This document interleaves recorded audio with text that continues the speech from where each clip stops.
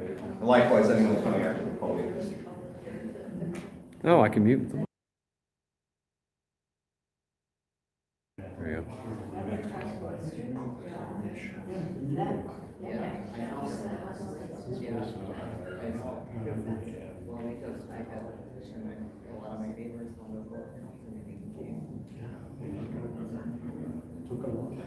Can you accommodate belated entrance to the parade? I got a couple of spots. I mean, last year was 28 votes, we got 35. As of today, and I think we'll get close to 38 by the time we're done. I figured you wouldn't get any objections, so maybe about 4 o'clock Saturday afternoon. Hey, you know what? We just want to talk about it in there or out here. We get in before the utility, where's the park? Now we're gonna go.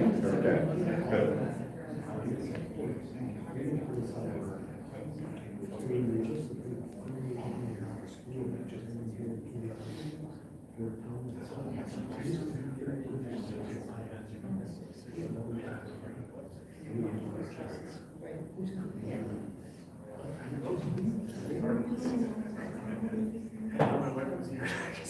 Just kidding.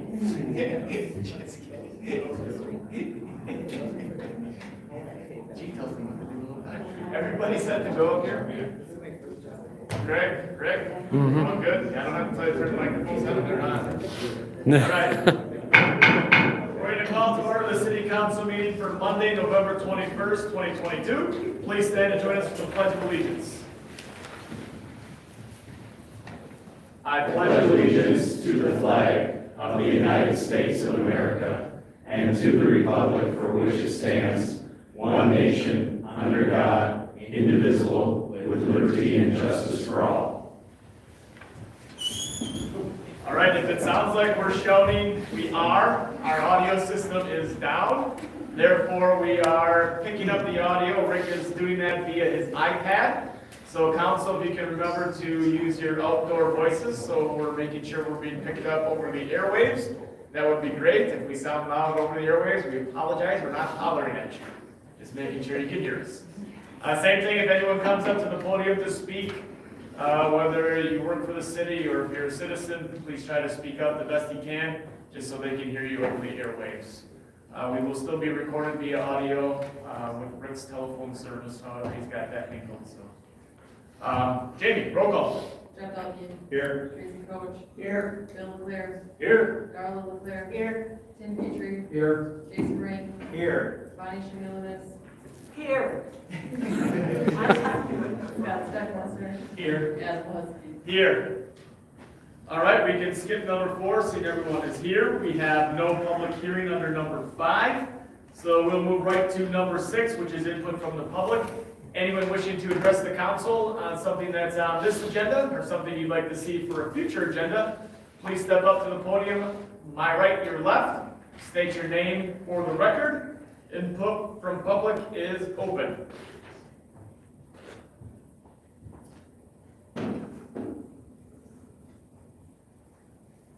All right, seeing nothing there, we'll move on to council communications. Letters and other communications from citizens. Does any council member have anything they'd like to share with the rest of us? Jason. I had a couple of constituents come to me with concerns about us talking about golf cart ordinance and making changes to that. A couple of them had heard from people who tuned into our meeting last week that we were looking like we might take punitive action against current golf cart owners by raising fees or putting prohibitions on when they can operate. And they wanted my assurance that that wasn't something that council was discussing. And I told them I honestly can't tell them that we're not discussing it because it was the start of our conversation. And I said, for them to clearly be heard and for them to have a voice for their golf club ownership, that they need to attend a public forum and bring those feelings they have to that forum and make their voice heard. Because, I'm not in agreement with everything that was said at the council meeting at our last session, and people kind of felt the same way. We wanted me to address that. So I will be participating wholeheartedly on their behalf in any discussions we have about golf cart ordinance changes. Okay, thank you. Anything else, Jason? That was the main concern for people at the last, meeting. Okay. Anybody else, council communications? Jeff? Oh, Bonnie, go first. Somebody, they didn't really approach me, we were just talking, and then they were wishing that the bathrooms in the parks would open early, even at Neshota Park. Early means, before Memorial Day. I'm just passing it on. I don't know why I'm talking into the microphone since the mic's not working today. Yeah. We can pass that along, but quite honestly, as you can imagine, just as there's been a huge rush over the last 2 to 3 weeks to shut down and winterize the bathrooms and blow out lines, it's a forced march from whenever winter ends until Memorial Day weekend, getting the parks ready for use, getting the cemeteries ready for use. I don't want to sound negative, but we'll certainly pass that along, and our rec director is here. I don't see how, other than maybe a day or two before Memorial Day weekend, that could happen. We're just, the climate zone we're in, it's, winter's over, and Katie barred the door, we want all the park facilities ready. I don't see it with our current staff. I just pass that along. And of course, we don't have heat in most of those facilities. Yep. Well, and I did tell her, their bathrooms locked during the summer, which I think is because of vandalism. That has happened at some locations, yeah. I mean, I'm just saying that Yeah. I did tell her that, so I didn't, Yep. No, and I'm not meaning to bark back, but I'm just saying, no. realistically, given the mountain of work that comes with the arrival of spring and getting everything ship-shape for Labor Day and what follows, that'd be a tall order with the resources we have. No, there are some that do open prior to that. Obviously, we got. Like at Walsh. Like at Walsh and Vietnam, and usually we try to get the one open on Memorial Drive.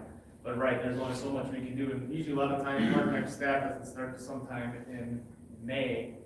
That kind of helps that force get along too, and it's quite a process. And then you gotta work with the water and light department as well, because they put the meters back, and a lot of times they pull meters as well. But if there are specific locations that, are seen as more important than others, I know we weren't open the first time as a high school baseball game at Walsh this year. Yep. We responded to that very quickly. Yep. And Memorial Drive, like Adam said, high volume, trail users, visitors. Yep. So, So maybe if the Neshota Park is one of those concerns, maybe we try to make that number 4, that gets open. Obviously, we want to assure our guests coming into town on our wayside, and then we got the high school sporting events at Walsh, and we had Vietnam that start usually right away in April. I suppose once they get those open, we could maybe have Mike try to start working on Neshota, to try and get that, I think, in the year before any others. I think that's a fair request. yeah, a lot of people walk and show up. Yes, all year. a lot of people walk the paths that are down on the beach and need someplace to go to that. Fair request. Anything else, Bonnie? No.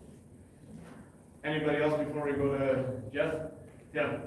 I was approached at a grocery store, a lady would like to give a shout out to the city workers that came and fixed her yard, that the people who did the water laterals left it in shambles. They came and fixed her sidewalk and stuff. She said they did a great job. Anybody else? Thank you, we'll pass that along. Jeff? I got a couple calls about paving the streets when we had the first delivery day. And I told them, I said it was probably timing when things started to freeze. And the precipitation came, I said, and I'm being a little bit short-handed, and I said, but I don't think that usually those are the very first streets that are done. So I told them it was more than likely just a timing factor, Yeah. which I'm pretty sure it was.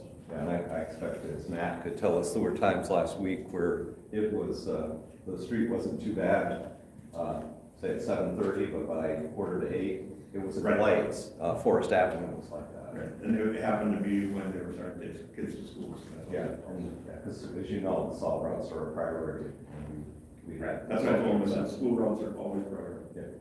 Thank you, first ones and all of that.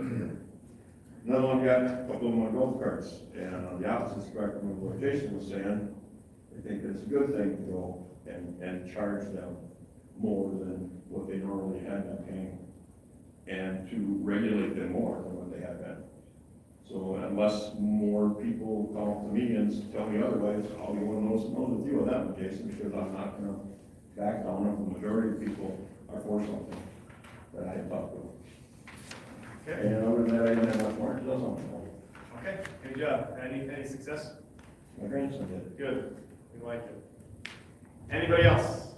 Council communications.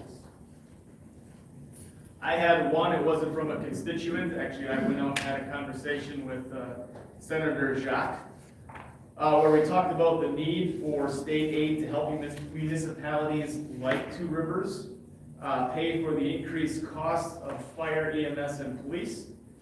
I believe our first responders deserve to get paid the reasonable wage they have requested and the equipment to perform their duties.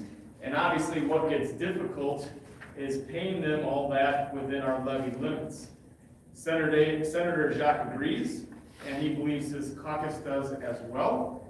And he's gonna take this issue up during the budget to propose help from the state to aid in the increased costs.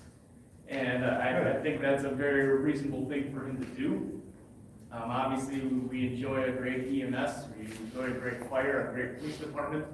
Our biggest challenge, obviously, is trying to pay for that in a small community with small levy limits, and it gets tough to do. And he sees that, he understands that, and hopefully we can get something accomplished so they can help us, and we can help continue to pay our first responders responsibly. So hopefully something comes up. And I think they go in the budget right after the first of the year, don't they? Something like that. Yeah, they'll be going into session shortly after the first of the year. Yeah, so hopefully that gets. That would be much appreciated, because as you know from budget, public safety is 52% of general fund spending. And state aid that goes into our general fund, mostly shared revenues, as our finance director pointed out during budget review, the city's getting $200,000 less in shared revenue than we did 20 years ago. So that would be great, even if it's, some more aid would be nice, but some relief on the levy limit, so you as the local elected officials that are a lot closer to the issue than Madison might be able to take action. That's great. Yeah. We'll see Andre in the parade. We'll keep on it. That's right. All right, if we got nothing else for council communications, we'll move on to 8, which is council reports from boards, commissions, and committees. Anyone have anything they'd like to share? Darla? As far as Environmental Advisory Board, just a reminder that the Winter Educational Series, the first meeting is going to be November 30th.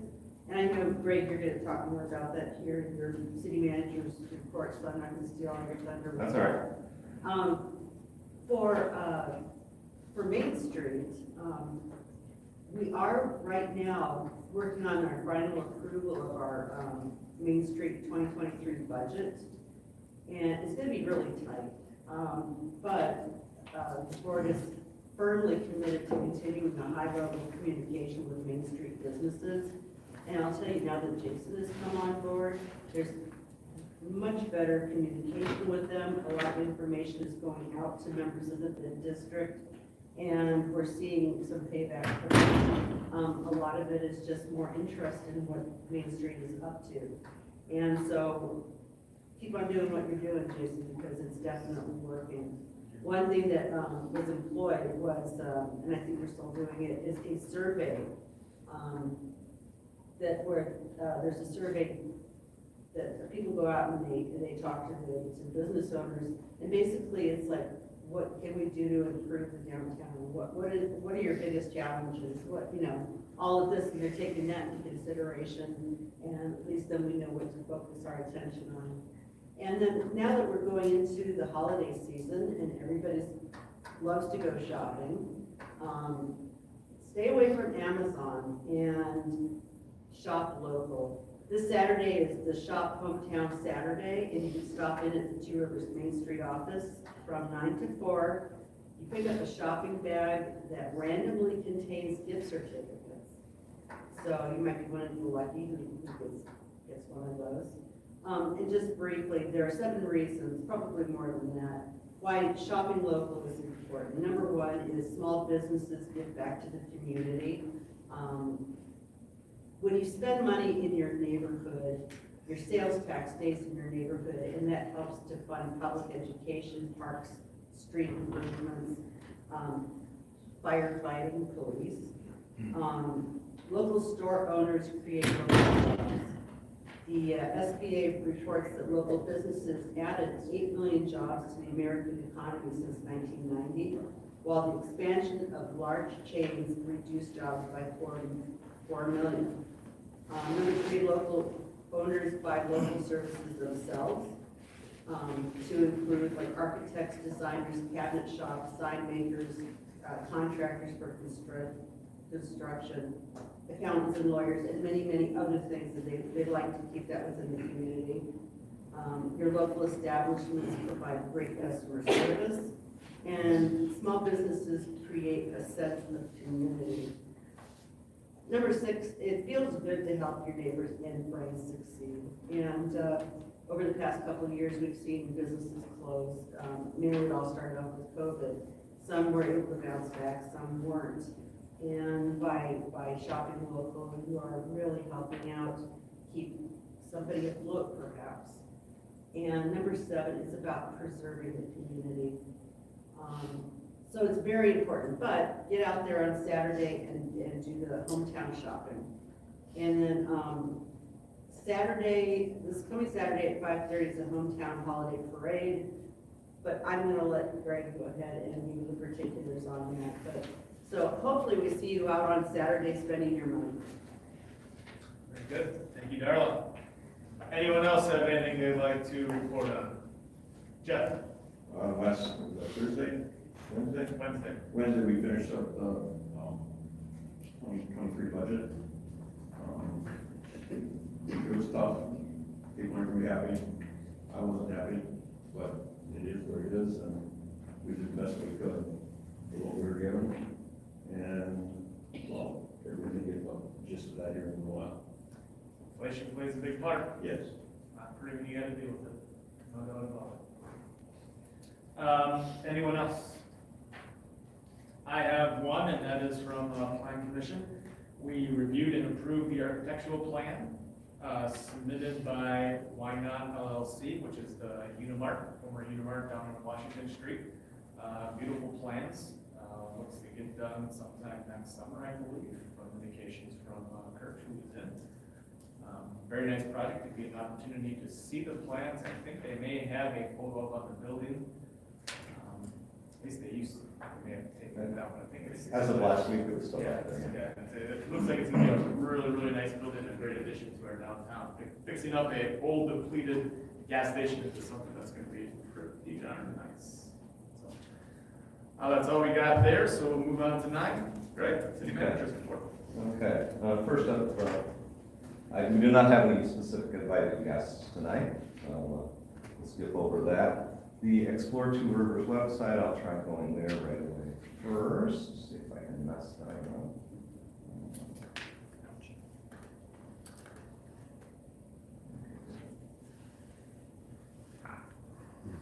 gonna work. You know what, I'm gonna go back to my report first.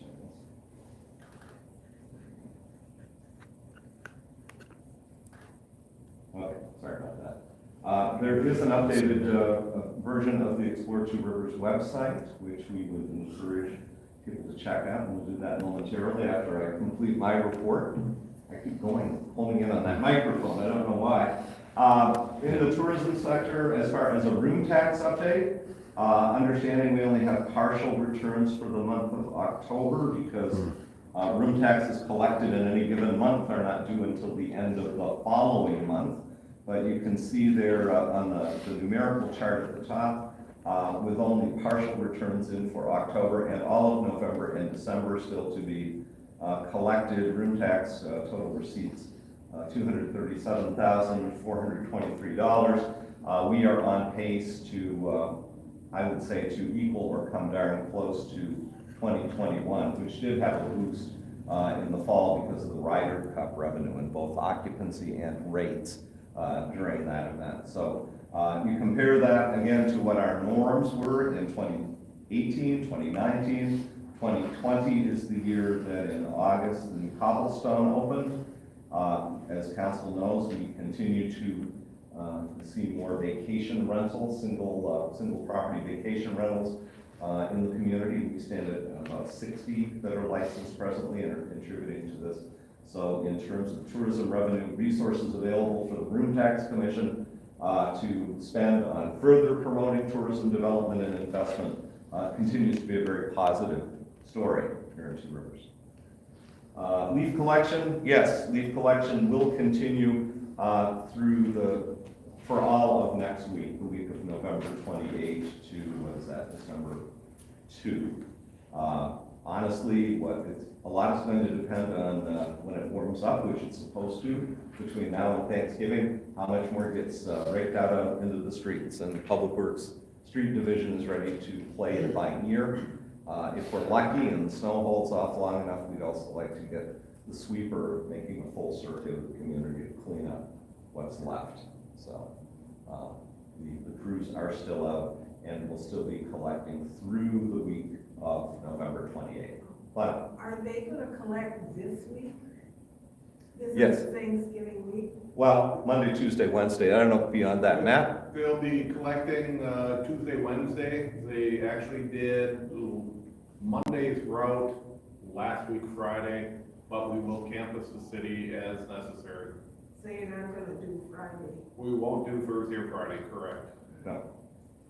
Rake them out there on Thursday or Friday, or take them to the compost set if you like, but rake them out, or mold them into your grass. Mulch them. It's closed. Oh, well, go to, Basswood. thank you, Basswood.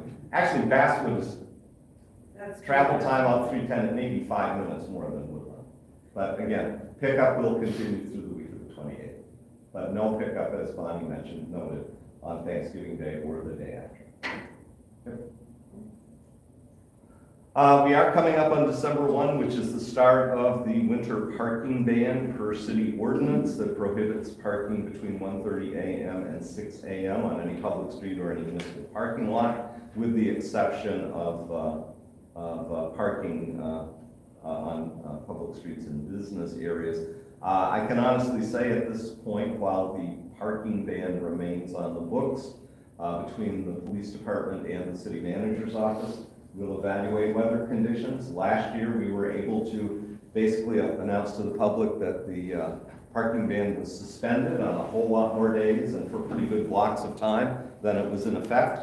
We'll see what Mother Nature brings us this winter season. Remind people, December 1 is the start date, but if we're having open weather, the intent is to do much like we did last year and minimize the amount of time that enforcement is taking place.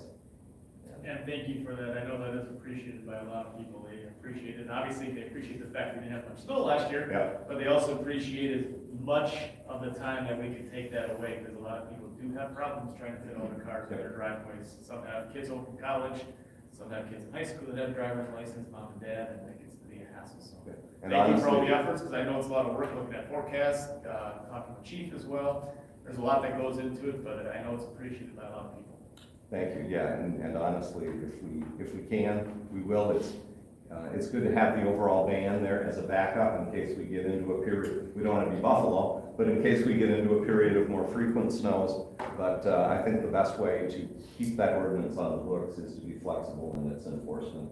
And certainly social media helps with communicating when you're going to lay off enforcement. And I appreciate the police department's efforts on this as well, and Public Works, who's consulting on this.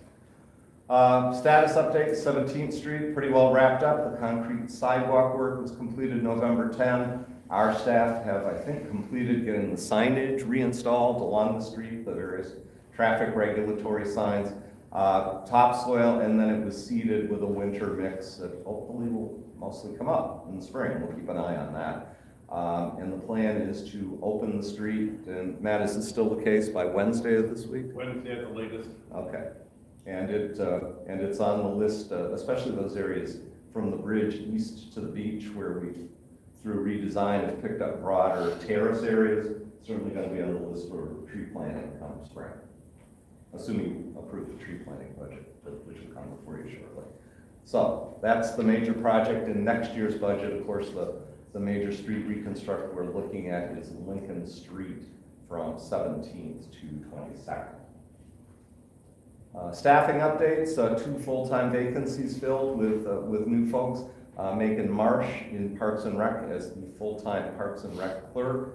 That position is the city's first point of contact for a lot of people calling in or stopping in to sign up for various programs, rent facilities, that sort of thing. She started today.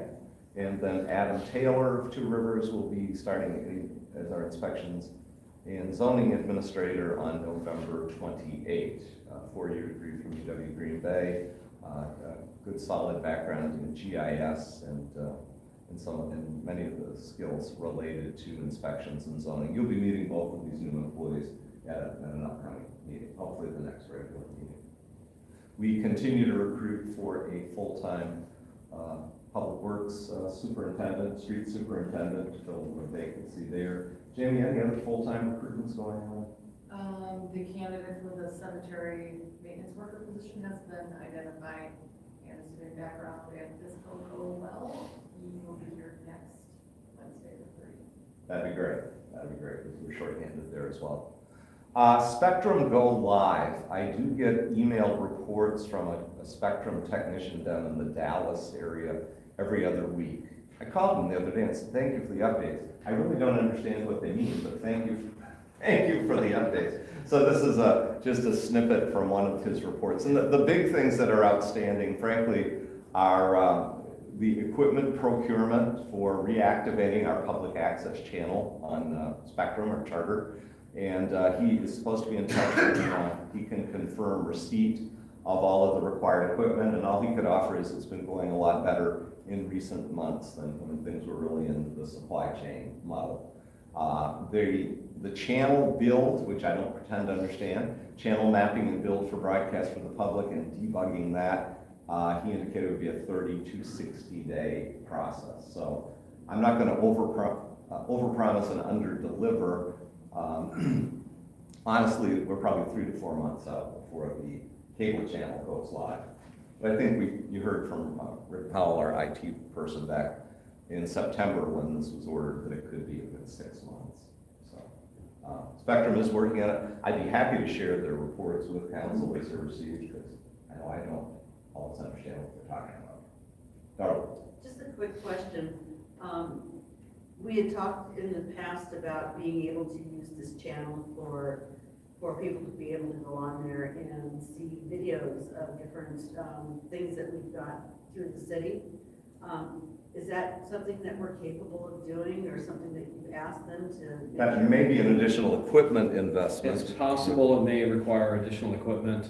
I guess it depends on the scope of what we want to do and are able to do with what we have. I'd be interested to see how much that would cost, because if we have this channel, let's use this channel, just use her up. So if you could do that, I would appreciate it. Okay. And we're mindful of that request. Thank you.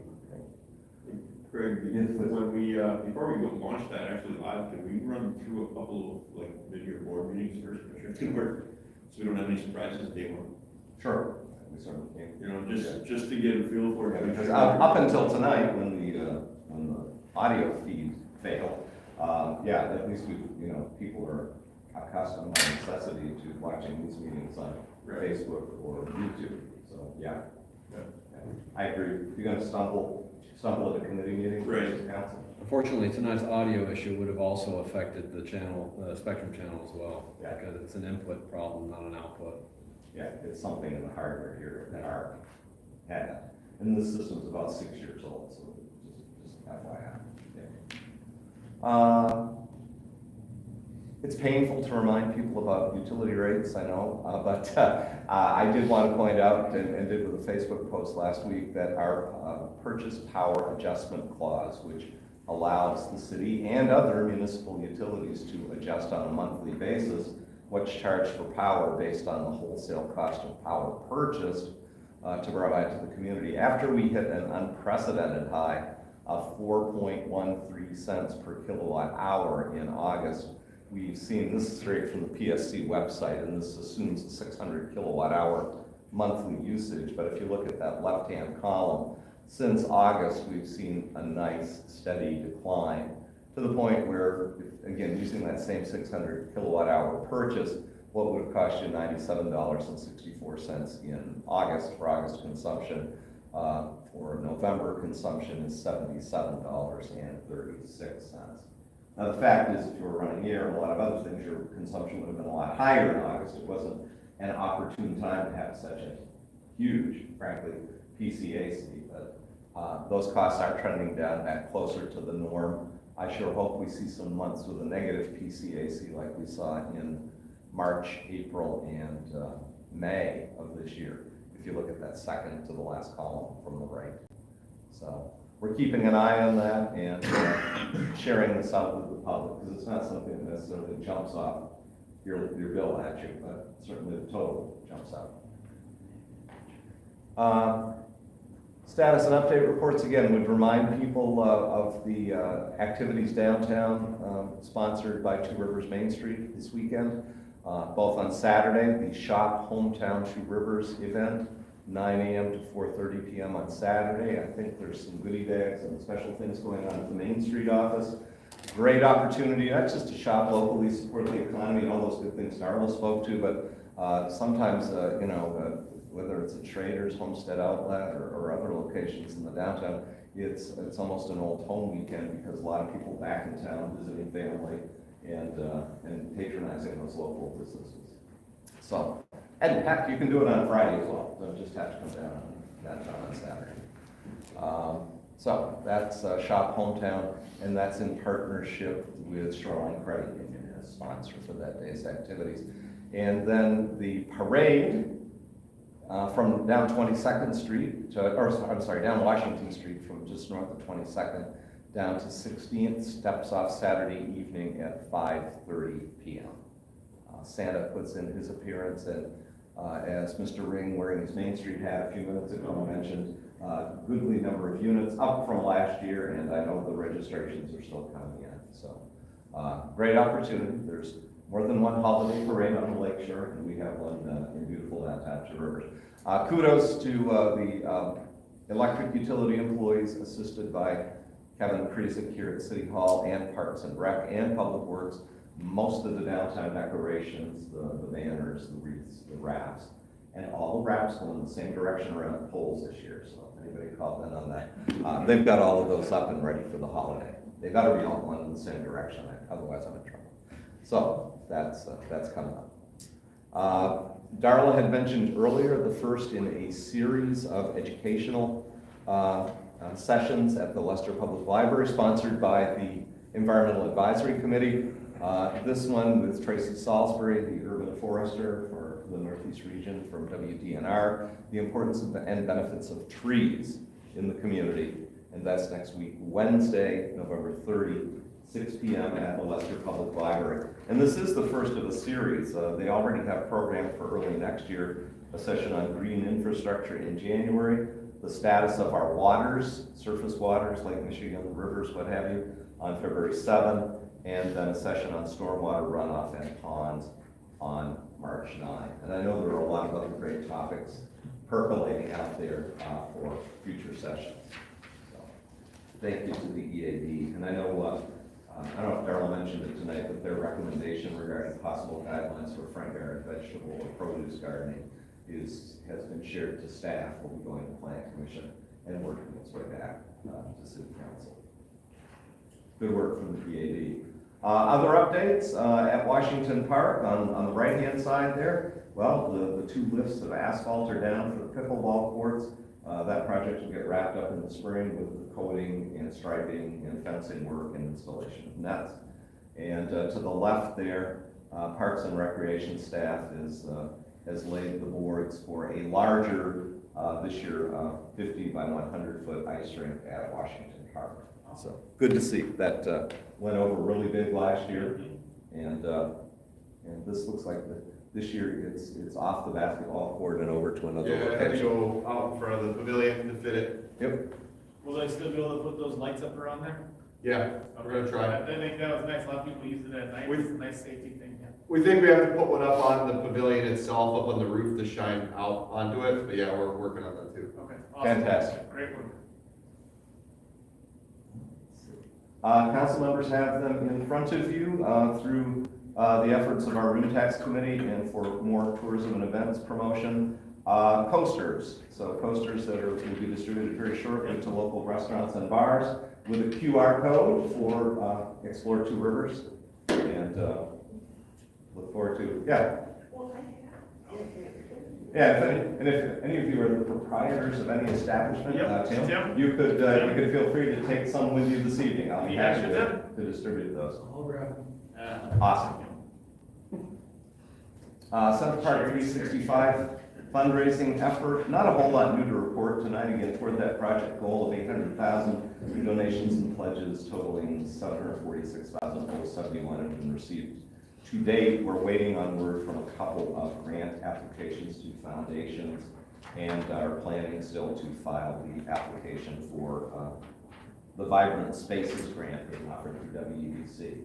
And actually today, $1,200 worth of paper sales walked in the door, and Jamie was able to assist folks with those. So, Nice.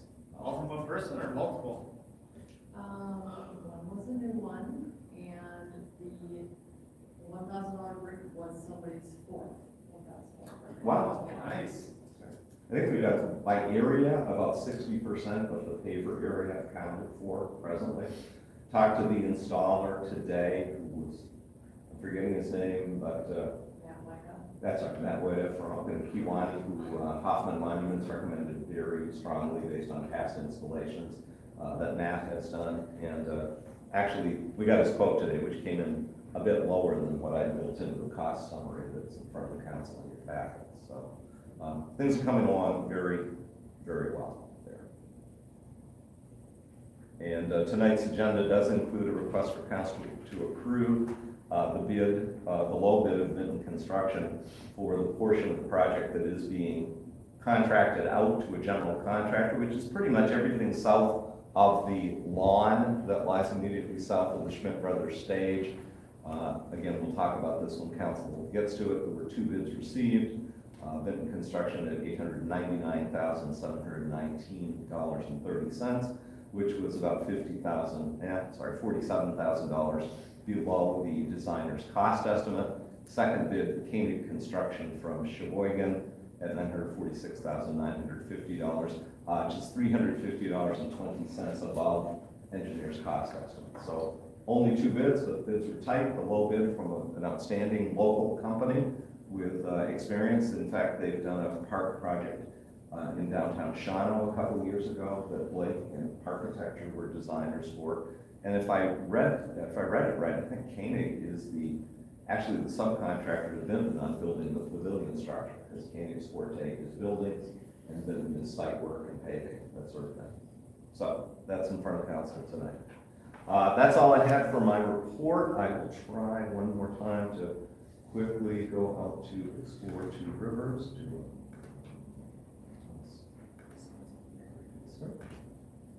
We've reformatted that site. There's a slideshow and some video once you get there.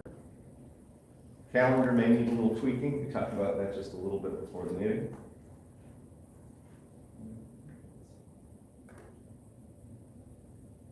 I don't know if there is. There's no audio. But again, some nice video clips. Woodland News Nature Center there, out running, kayaking the rivers. And get any prettier than that.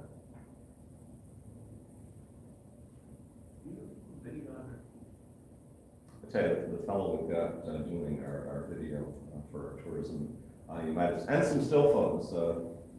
Tapped on the Lakeshore was featured last week. He was over visiting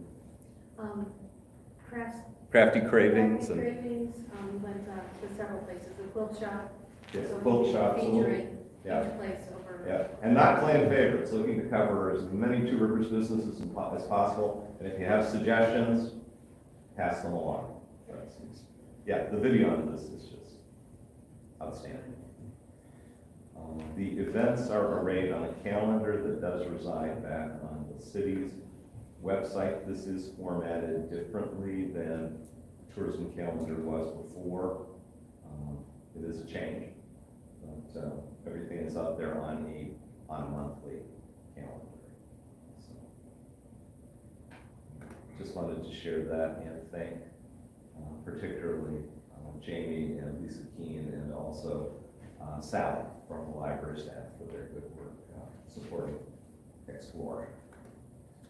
Good. And that, council, is my report for tonight. Good job Thank to you. all. Looks good. All right, then on to the consent agenda. Under A, we have presentation of minutes, which we have one. It's the city council meeting from November 7th, 2022. Recommended action is a motion to waive reading and adopt the minutes. Under B, minutes of meetings, we have 7. The recommended action is a motion to receive and file. Under C, it is department reports for October 2022. The recommended action is a motion to receive and file. The recommended action for the whole consent agenda is a motion to approve the consent agenda with various actions recommended. Looking for a motion on the consent agenda. It's a small one. Thank you, Tracy. Do we have a second? Bill, thank you very much. Council discussion. See, now this is a, yes, Bonnie. I'm just curious, the plan commission you talked about, I'm curious about the DNR bringing the thing about that, was it the high water mark or something like that? What made them, they want us to change our code section, not for the zoning, but to comply? Elizabeth can address Talking that. about the flood? Yeah. Flood Yeah. plain? Is it For just FEMA? because of the insurance? Essentially. Where are we talking? You're still talking, Okay. okay? Yep.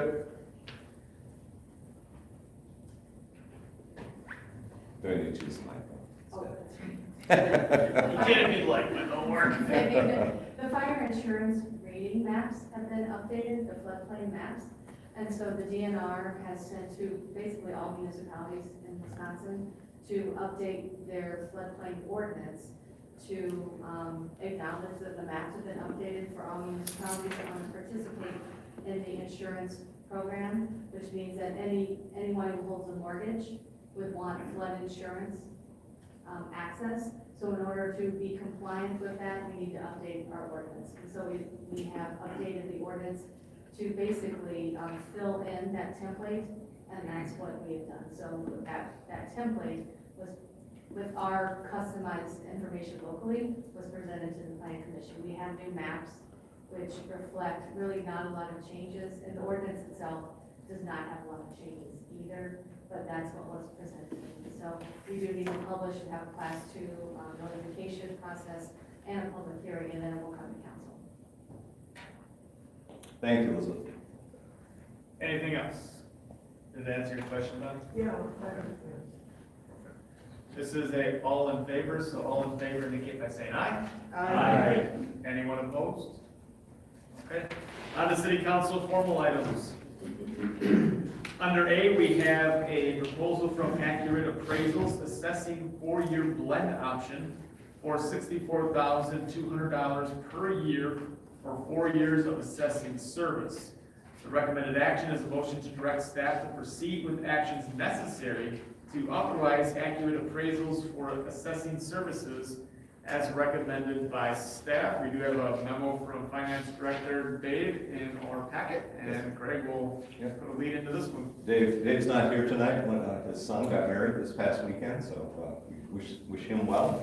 Had a busy weekend. The city for a number of years now, probably 20 plus, has been served with contract assessors. 2 different individuals have served in that capacity. We've not had a full-time city assessor since, probably year 2000 or so, shortly after the last reval, which was completed in 1999.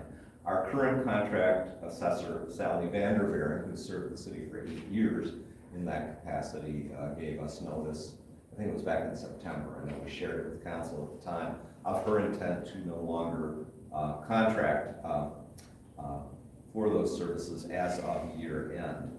So both Dave and Jamie have been involved in reviewing options, reaching out to firms. As you see in the packet, we do recommend going with Accurate Appraisal Services, which has very impressive array of client communities, and certainly very well-developed staff infrastructure to provide these services. On page 85 of the agenda packet, they did outline various options for proceeding. I believe each of those included ultimately completing a revaluation, because we are out of compliance now in the state's eyes. So I want to say, I'm going from memory, 73% of market with our average appraisals. So, and it has been since 1999, so there are inequities out there. You probably recall, but just for the folks watching, doing a revaluation, even if everybody's valuation goes up, doesn't mean everybody's taxes go up, because we have levy caps and things like Adam mentioned earlier. But it is the responsibility of the city to maintain an equitable system of assessments within state law. And even though all of the taxing units benefit from that, it's a municipal responsibility. So we are recommending going with the so-called four-year blend option, as appears on page 85 in the packet from Accurate's proposal. We do have Scott McFarland here this evening from Accurate. And Scott, I'd like to invite you up to the podium, certainly, if you'd like to introduce yourself and your firm a bit, address any questions council may have. Again, the microphone is just a placebo tonight, so please use your outdoor voice. Hi everyone, I'm Scott McFarland with Accurate Appraisal. I've been with the company for 7 years now. Accurate's been around for 22 years now. We assess 115 municipalities in the state, the closest one being the city of Manitowoc. So if you have any questions about the proposal or anything assessing related, I'd be happy to help.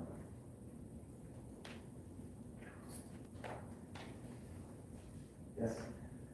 When it comes to the market revaluation, I do have some concerns. I did hear from when this happened, I think you guys were the firm that did it in Manitowoc as well. Yeah, we've assessed Manitowoc since 2018. We've done our own market revaluation there. Okay. Some people had, I know I've heard it from people in Manitowoc, that they didn't really like the way the revaluation was done. And what they've told me is sometimes there were buildings that didn't even exist anymore, but yet they had that on their revaluation. Do you guys do it like on a Google map? Do you physically drive around, or how do you get this information where something like that can happen? So, good question. We're required to visit all properties that have a permit that come out.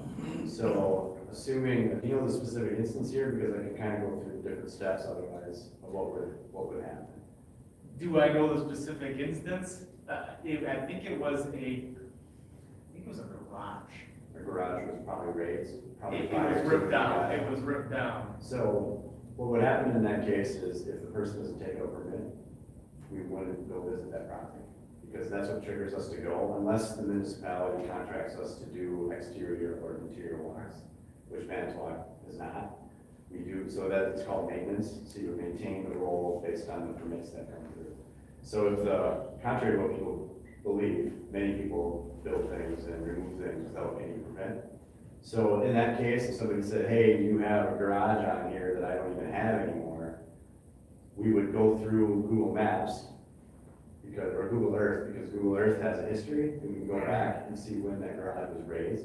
And if it was raised prior to us getting the municipality, we could find the year that happened, and if it was raised without a permit coming through, then we could find out when that happened. And then we would remove that. So really it depends on when that happened, if it was prior to us having that, or if they took out the permit or not. If they took out a permit and we never received that permit, then we would try to find out what happened there. If we received that permit and we didn't visit that property, then we would have a discussion with our assessors on why didn't you visit that property. So it is our policy to visit all properties that a permit is taken out for. Okay. So if that person calls with that specific issue, you go to Google Earth, you don't visit the We actual would visit property? as well. Or you visit? So we have 3 assessors that are live that take calls. And the first step would be looking at the parcel in our system and then going back to see what happened on Google Earth. And a lot of times you can verify that on Google Earth, but then we'll always flag it in our system for somebody to go out there. And if it's an exterior thing like a garage, a lot of times you can check that out without talking to the property owner, because go during the day, and a lot of times they're not home, and if it's an exterior thing, like, you can see the garage isn't there anymore, we don't have to talk to the person, they might never know we're there. They're supposed to put a post-it note on the door that says assessor was here, contact us if you have any questions. A lot of times those get blown off, or they don't get seen because it's a front door, people go through their garages, things like that. But that is what our procedure is supposed to be. And I think they did the revaluation this last year, so this would have been a maintenance year, we would have done the revaluation in 2021. Okay. Yeah, because that was a concern of mine when it was brought to my attention that we were looking at your services for this, because I did hear of that from a couple people, that they made it seem like it was a hard process trying to get that out of the system, like there was a bunch of hoops or hoopla to follow through to get that removed. Well, we have to go through a verification step before we're going to remove the value, because it's a big thing, right? Taking off, if it's a garage like $20,000, it's taken off their assessment. We want to make sure we verify that. Now, it also depends on when they're coming to us and asking the question. Because if it's after the board review, we can't make that change until the next year. It has to be during the open book period for state law.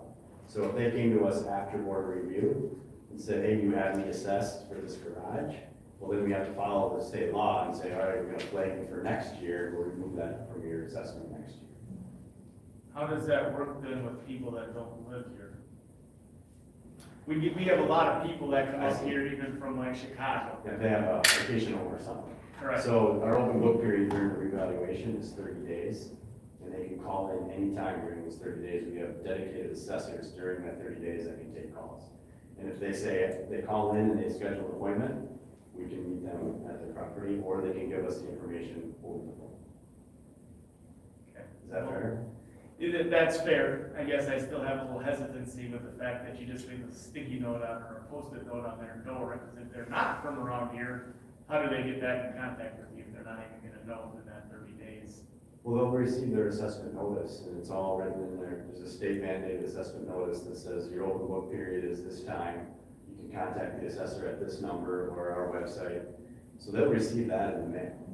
It's, if they, I mean, when we show up, we have to put a post-it note on their door. So they're getting it multiple ways. Okay.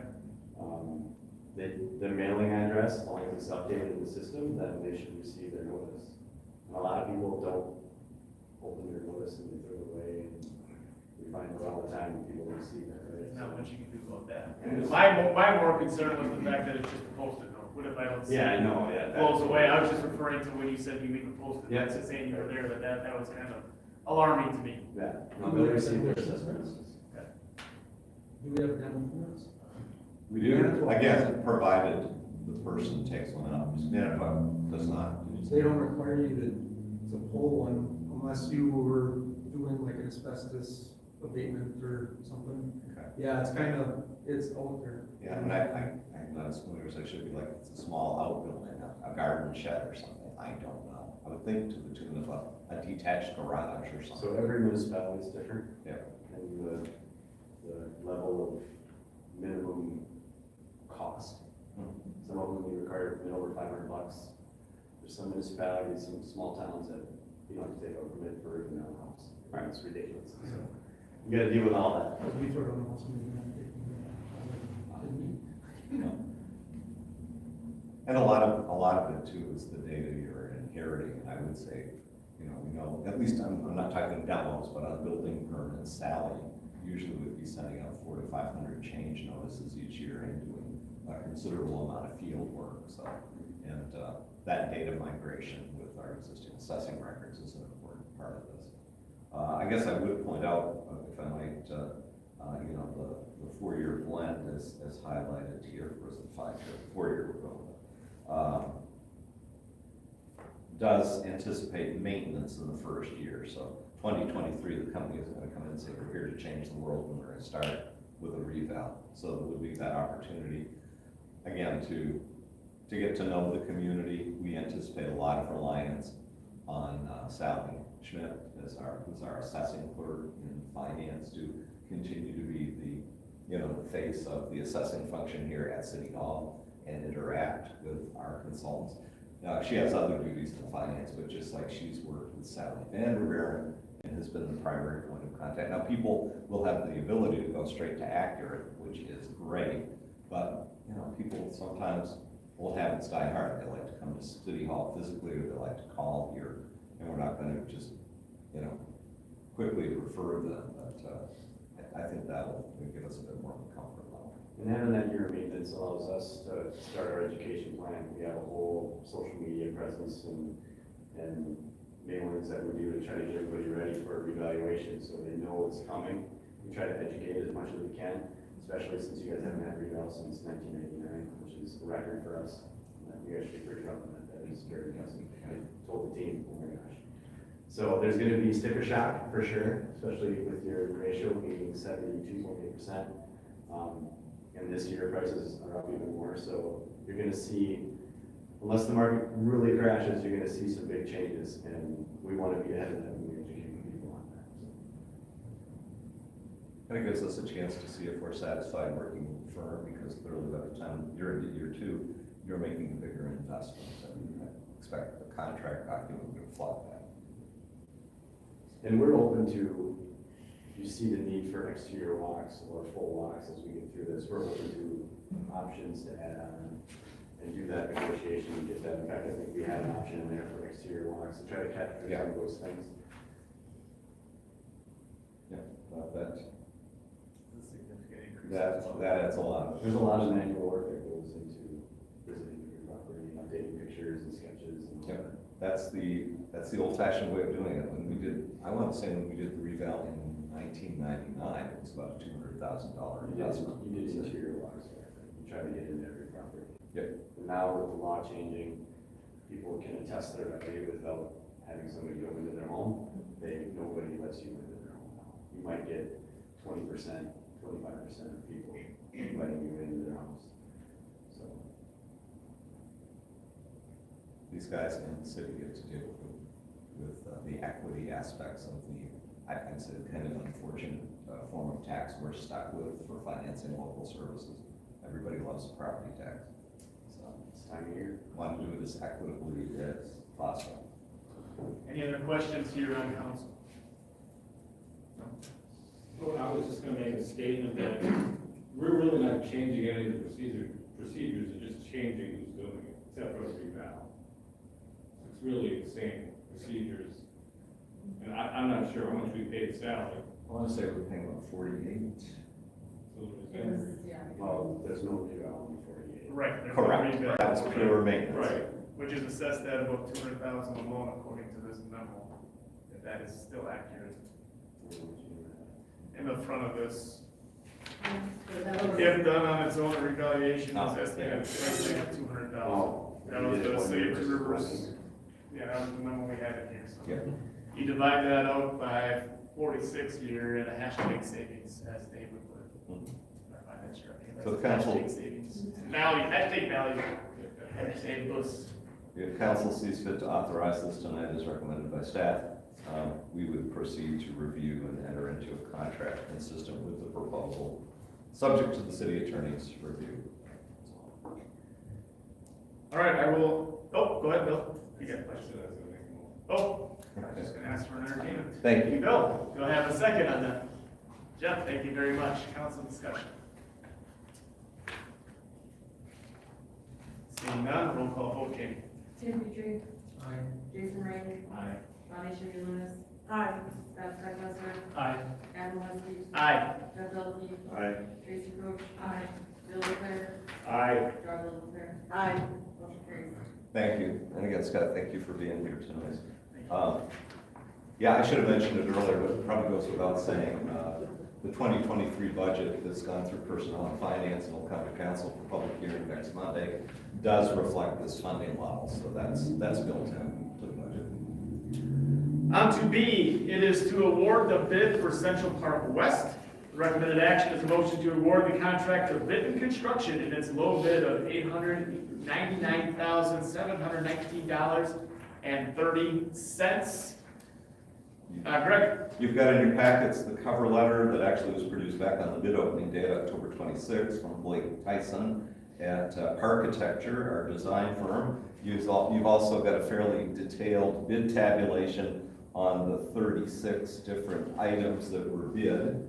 Those are always interesting to see how contractors load relative to their price in terms of various items, whether mobilization, whether it's specific items.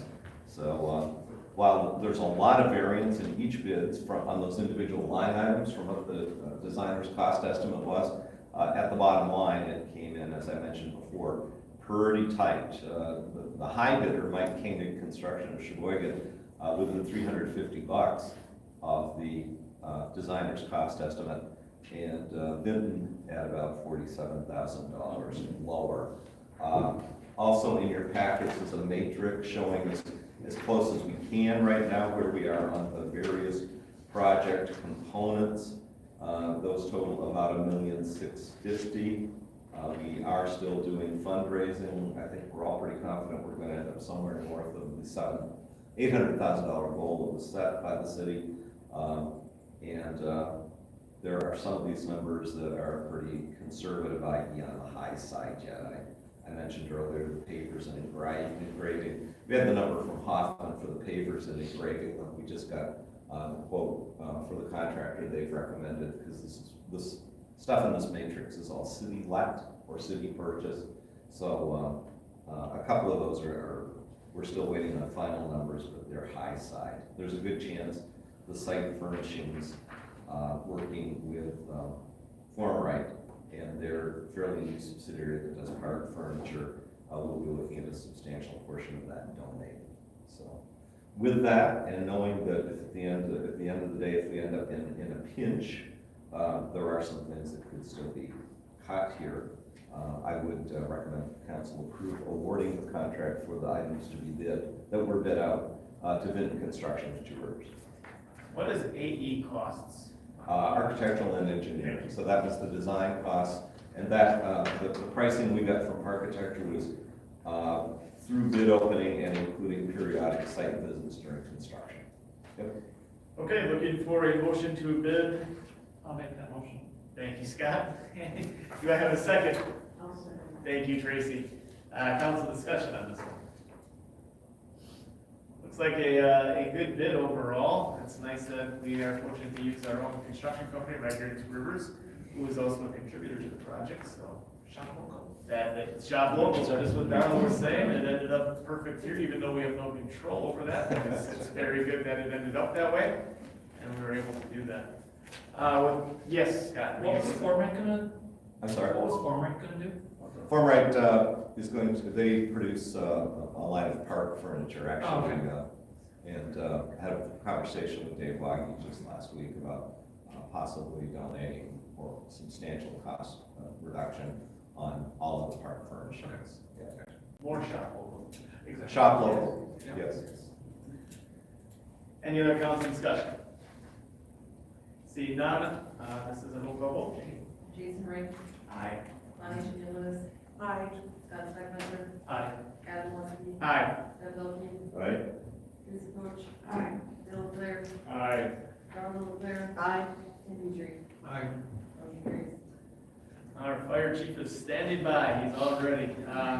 On to C, proposal for remounting / refurbish ambulance 5, which is the 2011 F-450 Brown ambulance. The recommended action is a motion to authorize the city manager to sign the purchase agreement with North Central / Brown Ambulance for the new cab chassis and box remount rehab of ambulance 5, total cost of $188,000. The down payment of $60,000 from 2003 grant funds.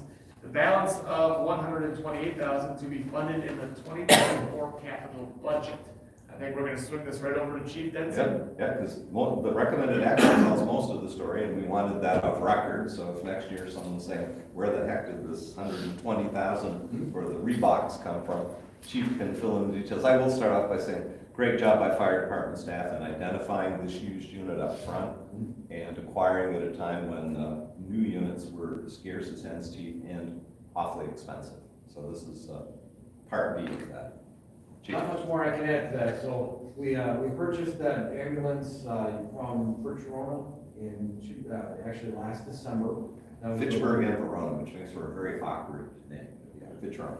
Exactly. So, it is a used ambulance, we are still currently using it, we had to sink a little bit of work into it, nothing too major. It's running really good. We're trying to keep approximately a 12-year life on these things, because as vehicles get older, they start to accumulate a lot more mileage, they get a lot more maintenance heavy, and so we're trying to really rid that. The plan was to remount it. We wrote for a grant, we actually got a grant for $112,000, something like that. We spent some of the money on some supplies and other capital improvements. We ended up being able to put $60,000 towards a remount. We could actually get the remount in 2023. We decided to push that off a little further to 2024, not only for budgetary reasons, but also that would put us right about the 12 years-ish that we wanted it to be. And thankfully, the Personnel and Finance Committee approved that purchase for the used ambulance at $50,000. So now we come up with a price, we have, what was it, 188 minus the 60. So just to give you guys a relatively quick view of that, that was extremely smart on the council's part to approve that. New ambulances for new construction with the cabin chassis at the same type are going for about $320. So any which way you slice it, we're saving about $100K, which is kind of okay in my book. So. Very good job in getting the grant, huge, and getting that ambulance last year. At a time when we couldn't get an ambulance anyway, even if we wanted a new one, so it's a good plan by chief on this. I do want to plug that, we're gonna need an engine coming up. You guys know that, it's in the cap plan. I know. As long as it's not a fire engine. It is a fire It engine. is. Oh. So. I just wanna- 24, 25. It is. Absolutely. Yeah, yes. They're 2 years out for build, so just so you guys know, and this price so far, as my knowledge is, this will be locked in, so this is the price we should pay. This isn't, for the engines, we're kind of doing something a little different, because the way those are going, the supplies are going up, things are changing on a pretty expedient basis, so that will probably not be a guaranteed bid, where this one so far is, so. That's my 2 cents. And if we sign this agreement, it is on the ambulance, right? Okay. As of today, so far. So, you know how things change, so. We can do the old chassis. It's ours to keep, so. Would you like it? Actually, we have the old stuff, nothing was immaculate. It is, actually, it's pretty good quality. I was hoping that either the DPW would want it, or we could actually sell it, because we will be getting it back. That was my suggestion, probably PPW, see if they could somehow utilize it. So if nothing else- It is in really good shape. So if nothing else, we could get a couple thousand for it, hopefully, if not, some other city. I just toured the fire department last week, and it was a really good job doing that. Thank you. I think they might have went up there, I'll say. Then we can do both. They can test it later. All right, we're looking for a motion to approve this. So moved. Thank you, Darla. I have a second on that. I'll second. Bonnie? Sorry, so Bonnie, sorry, Jeff. Thank you much. Any other council discussion? How many miles you put on those in 12 years? In 12 years, probably close to about 200, a little more. And we're back to running all diesels, right? Because it was a Ford diesel we had problems with a few years ago. So we have one gasoline Correct. fueled unit in the fleet. Yes, and then we have 3 diesels, and when this one goes away to get remounted, it literally will leave the fleet for a few months, and then we'll still have 3 ambulances. We'll put our backup in the service, and we'll be well covered. I think this is a good move, just so we all know ahead of time. I think this is a substantial savings and a great job by fire chief, fire department, and myself. So, Jamie, roll call. Bonnie Schimmel Lewis. Aye. Scott Steinhauser. Aye. Adam Leslie. Aye. Jeff Duffy. Aye. Tracy Coach. Aye. Bill Leclerc. Aye. Darla Leclerc. Aye. Tim Petrie. Aye. Jason Reed. Aye. Motion carries. Thank you. Thank you. On to D, a resolution amending tax incremental financing property sale, cash grant and developers performance agreement with YBR Properties LLC. The recommended action is motion to waive reading and adopt that resolution. If council does feel the need to go into closed session to discuss, we can do that after we are done. But it doesn't seem that it should be too bad here that we should be You able know, to. I guess I'd readily offer an explanation of this. Jack Bruce, our city attorney, can provide backup. If there are questions that council members feel more comfortable asking in the context of closed session, because in as much as this is a change to a negotiated development agreement, I think we could legitimately go into closed. I tend to think it's necessary. When the council, 2 weeks ago, approved the tax incremental financing, property sale, cash grant, and developers performance agreement with YBR Properties, it was recognized that they would likely be setting up a separate LLC specific to this development. That's how developers tend to do things. And the council was open to that possibility and included in the approving motion provision that it could be changed, the LLC named in the agreement could be changed to a different limited liability company, provided it was made up of the same individuals making up YBR Properties. Well, and anyway, that was how that was approved. And the language I have attached as Exhibit A to this is the language of Section 8, disclosure of members and assignment by developer, that was in the document we sent off to them for signature. It reflected Attorney Bruce having incorporated the council's motion into Section 8. We did find last week that actually Kip Golden, who is the lead on this, had gone ahead and created the new LLC, the Confluence. We don't have to vote on names, because remember Confluence came up once before. The Confluence LLC is the entity that would be carrying this forward.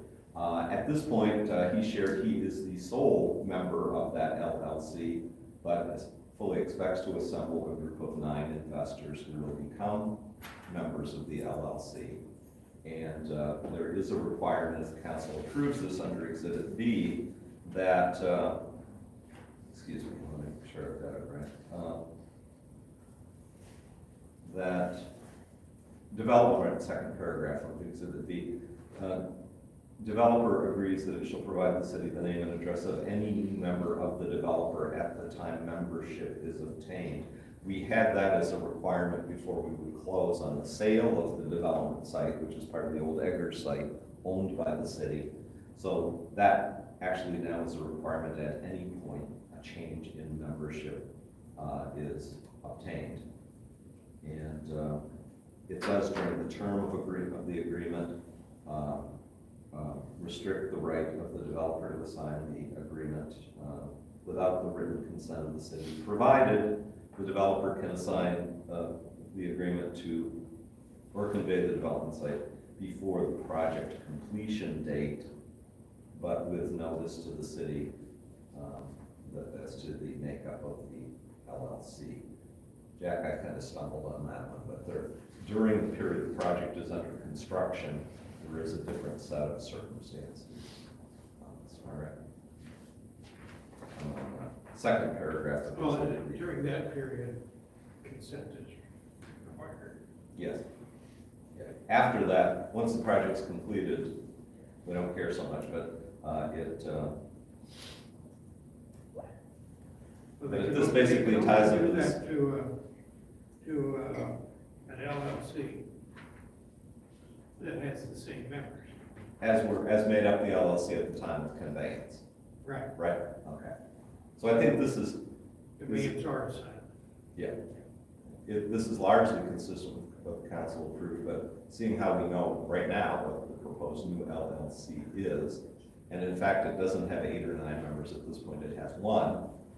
I thought it was best in the interest of transparency that we bring this back to council to recognize this amendment. So if council were to approve this resolution, it would effectively authorize that the agreement is approved on the 7th of November, not yet executed by the city manager and city clerk, be modified to identify developer, the developer is referenced throughout that agreement, as the Confluence LLC, and we have checked, and that is a new LLC of record with the, checked WDFI, Department of Financial Institutions, instead of YBR Properties LLC, and the council will specifically be approving substituting or replacing the existing section 8 of the agreement as previously approved, which is your exhibit A, with a new section 8 disclosure of members assignment by developer, which is exhibit B. And I did put at the tail end of this resolution be it further resolved. The agreement is approved by the council on November 7, is unchanged in all other respects, and the manager and clerk remain authorized to execute that agreement, but as now modified by this resolution. So between now and then closing, they still have to disclose the other members of that LLC. Correct. So And it the isn't- majority of this pretty much stays the same. Yeah, it just isn't that that really they- one Right. And I understand it's not that the council has veto authority over who's in the LLC, but it's a matter of record. And they do have to, the developer does have to show that they have all of the requisite financing for what they've identified as something a little north of a $13 million project. We'll need a project budget and evidence of financing in place. Not to mention approval by the planning commission and this council of the site and architectural plans before the conveyance. And identification of who's in the LLC before the conveyance takes place. Okay. I would say, if you want to go into closed session and discuss this, I would say turn down the motion. We have a motion to make this go through. So I'm looking for a motion to pass this as stated. Do I have a motion? Thank you, Scott. Do I have a second? Jason, second. Council discussion. I guess as we talk in council discussion, does anyone really want to go into closed session and discuss this further? Again, in summary, it pretty much is the same deal. I guess we're just getting a different LLC from the YVR, which we're going to get anyway. And right now it only has one member, not 9 like we were anticipating. But those others will be identified prior to closing. Yeah, and at least in his email communication, Kip Golden represented that he expects considerable overlap between the makeup of this new LLC and those that have pursued other developments. But I think we've represented, based on talking with his associate, Jeff, who Elizabeth and I left the meeting during closed session and spoke to, that the existing LLC had that membership. In fact, it doesn't. That's to be finalized. That's why there's one now. Yeah, the obligation to provide the name and address of a new member applies at any time. Right. So if they didn't acquire a new one next week or the week after execution of the agreement, they'd have to tell us. Yeah, not only as of closing, but anytime prior to them and after. Jeff? So should we vote no on this? It can go back to ground zero. Correct? You'd essentially be throwing out the agreement, correct? All right. There's a reason I asked this question. I guarantee you that they did as much background checking on this council as they did on the community, on the needs of the community. I know people in the Midwest that did this exact same thing when I had traveled and I talked to them. They said that exactly. We need to know what's going on in the community with leadership. If it's a soft leadership, it's easy. We can get things passed and use our way through whatever we need.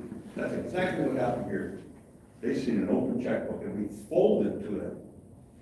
Just like we did with the 3,000 block on the next project. Come on.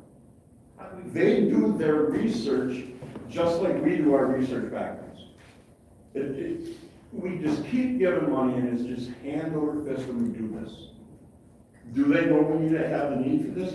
Absolutely, or they wouldn't have approached us. But they're doing their due diligence on all of us too. They're researching how we can get this stuff done. Well, They need to know. As a council, we need to get this done. Right, but they also researched us to see how soft we were gonna be and how easy it was gonna be to get more than what they wanted.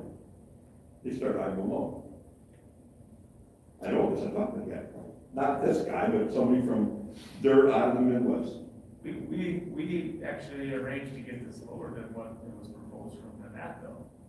We didn't give them exactly what they wanted. My point is, they did research on individuals in this room and city management to find out what they figured that they could get. And I'm happy to say we're a community, excuse me, Mr. Dalkey, that, A, we don't have nearly enough development happening, and has made good use, much like our neighbors, much like communities all over Wisconsin, of the tool we're given with tax incremental financing. So I don't know if they did their research, I would take objection to the fact that they perceived the council, city manager, or anybody else being weak-kneed. They probably perceived we're in touch with reality, and when development happens, in most communities in Wisconsin, just look right down the road at Manitowoc with what they've done, generally TIF is involved. I'll be quiet because I don't The get project this. that they did in Michigan, roughly about the same number of people. Do you think Michigan gave them a bulk of the money? Absolutely not. What $13 million project is happening? in There's a Michigan? whole, apartment complex. There's 8 units, and I'm guessing there's at least 8 in each unit. And there might be 12 unit Are you apartments. talking the red brick ones on the south side? Yes, right as you come to Michigan and north. Same thing, Denmark had a very similar project. Huh. They didn't give money. We have a project. Because we're a village. Because we're a city, we should hand out money. I don't know, just make a mistake. We have a project very similar to that one in Michigan on the south side of Two Rivers that was built probably 20 years ago. That one's got to be 15 years ago now. And that was built without TIF assistance. Not everything we do here is with TIF assistance. Well, just get pretty tiring giving away money. Yeah, what do you suggest? Darling, they know they have the need. They know we have the need, so it's an investment.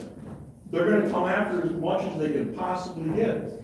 It's so Machiavellian, I mean, come on. If I we don't were to think tell them anybody no, researched they know it. that they're gonna fill their stuff up, but they're probably gonna do it anyway. Well, Okay, I know, you know, his statement is an opinion, it's his opinion that they're doing correct. I mean, he's got no proof of that. And we've been in touch with these people for a couple of years now. I mean, it's not like we just started talking to them. And, I mean, the deal we had, they were getting the land for $1, and they're getting all kinds of stuff, just like you're saying, but, I mean, we negotiated it down. You gotta remember, these guys are spending over $13 million. And of course, we gotta have a lot of, things to protect us in the contract. But to sit there and say that they're checking us all up and we're all a bunch of lightweights, That's that's just where they are with it. we're definitely not lightweights, I mean, come on. And I don't care if they check me out, they can check me out all they want. I think we did a really good job with this one. And again, they started really high. We were able to knock a lot of that down to where the majority of this council felt good with it. We were also able to cover on the other property. So when this one goes over and fills up, we're gonna take full advantage of that property. Again, we don't get a lot of ways where we can encourage development in Two Rivers. And I hate giving away money as much as you do, and I think you know that, it hurts. But I also see a need from people that live in Two Rivers, and I see the businesses that feel that same need, and I see our utilities that have that same need, and this is the only way we're gonna get it done. If we deny them this, they're walking away. They're not staying here. They're just gonna go, that property's gonna sit vacant, as had many other properties. I think we've seen that. And if perchance the council was to entertain that at this point, I guess the word would get out about Two Rivers within the development community. And I guess I would speculate the word would be, this isn't a place where you do business. We need 3-bedroom housing, I said that before. 2-bedroom housing, we can get that. And when they see that need, because it's a private market, obviously, they can do that with Plan B. He did say that they were open to some 3-bedroom housing, now it wasn't a whole lot. I think he said 3 or 4. What I believe he said when you asked him that question, it wasn't a lot. I agree with you, it's not a lot. But I think when they get that request, when people start looking at these units and people keep saying, hey, they're 3-bedroom, they're probably gonna get the hint, maybe Plan B, and say, hey, we need some 3-bedroom. And the nice thing about this is it's market rate. It's not like it's gonna be low income or subsidized, or keep going, the tax goes once it's done as well. There's a lot of positives here. And there's gonna be a lot of hopefully local contractors that are working in there, your neighbors, my neighbors. They're also gonna feed off this. And obviously our utilities, our downtown area businesses are all gonna feed off the benefit of this. Hopefully our school system will get some rewards and get some more students in there and helping us with, our base rate on our taxes, even with the school system. There's a lot of positives. Again, I don't like giving away money here. It's not my opinion, but that's the reality of what we gotta do to make this happen. Well, we'll agree to disagree, because I think there's more negative about this. That's the beautiful. I just throw the other thing out there, and it's in every TIF report you look at. The state has a statutory limit. You can't create any new TIFs, I don't think, or amend existing TIFs if you have more than 12% of your total valuation of community tied up in existing TIF districts. There are communities that are leveraged to that point. We're below 6%. We're less than half of our statutory cap. So we've not been users of TIF as a funding tool. I would argue we've been pretty conservative in how it's been applied. And we haven't been stuck holding the bag on any major TIF districts. So this is a relatively minor change to a fundamental agreement that's been thoroughly vetted at the Personnel and Finance Committee and at this council. We don't get the opportunity to make tax laws that we can encourage development in the state can, that can encourage people in the state to come here. And we don't get the opportunity to print money like our president can. This is our tool. They can print money at the federal level, they can change state tax laws within the state to get people to come here. This is the only thing we can do to encourage it to happen. Right here. This one's a good one. I don't agree with all of them. I like this one. Personal opinion, we can agree to disagree. That's the beauty of America. We should agree to disagree. If everyone agreed with me on everything, this would be pretty boring. Someone should challenge everyone in a respectful manner. So, any other council discussion? If none, oh, sorry, was there one? Okay. Roll call vote, Jamie. Chad Steinbrenner. Aye. Adam Leskey. Aye. Jeff Lopez. No. Chris Roach. Aye. Bill LeClaire. Aye. Darla LeClaire. Aye. Ken Petrie. Aye. Teresa Brink. Aye. Bonnie Schimmel. Aye. Motion carries. Okay, thank you very much for a good discussion. It's always good to have good discussion. That's primarily why we have it. So it's good to see everyone's opinion and try to gauge for this situation and others. Information only, Greg, you got that? Yeah, just a reminder, City Hall is closed on Thursday and Friday of this week for the Thanksgiving holiday.